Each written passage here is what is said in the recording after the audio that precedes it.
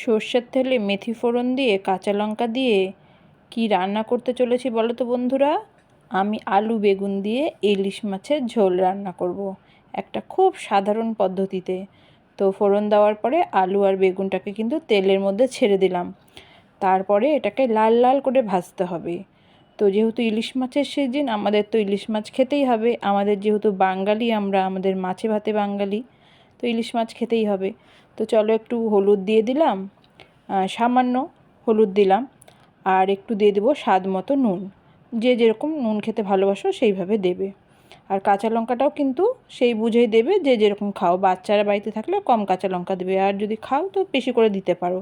আর এটাকে পুরো লাল করে ভাজতে হবে, হ্যাঁ, খুব সুন্দর করে লাল করে ভাজতে হবে, যেন বেগুনগুলো খুব সুন্দর ভাজা হয়ে যায়। এই দেখো আমি লাল করে কিন্তু ভেজে নিয়েছি। দেখো আলুগুলোও সিদ্ধ হয়ে গেছে, আর বেগুনগুলোও কিন্তু খুব সুন্দর লাল করে ভাজা হয়ে গেছে। দেখো দেখিয়ে দিচ্ছি। এবার কিচ্ছু না, একদম সহজ পদ্ধতি, মানে এর থেকে সহজ আর হয় না।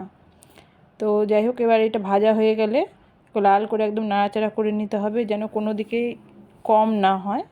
ভালোভাবে ভেজে নেওয়ার পরে পরিমাণ মতন জল দিয়ে দিবে। এটা কিন্তু পাতলা একটা ঝোল, অপূর্ব টেস্ট হয়।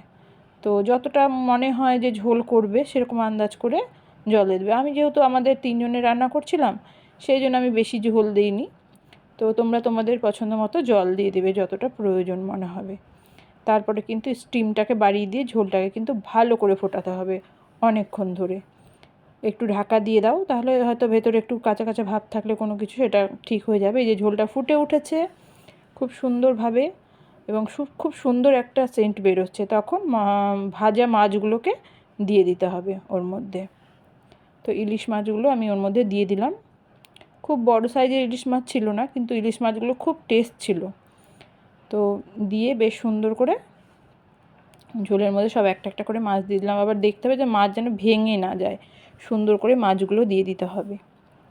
দেখছো কালারটা কীরকম আসছে? এটাতে কিন্তু কোনো শুকনো লঙ্কা ইউজ করবে না, শুধু কাঁচা লঙ্কা, জিরে আর মেথি, ঠিক আছে? এর মধ্যে কোনো শুকনো লঙ্কা ইউজ হবে না।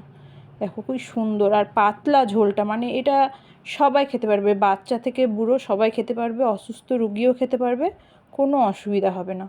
আর সবসময় কিন্তু এটা সর্ষের তেলে করারই চেষ্টা করবে, কারণ ইলিশ মাছে সর্ষের তেলটা বেশি ভালো যায়। আর এর মধ্যে কোনো রকমই পেঁয়াজ, রসুন, অন্য কোনো মশলা দেবে না।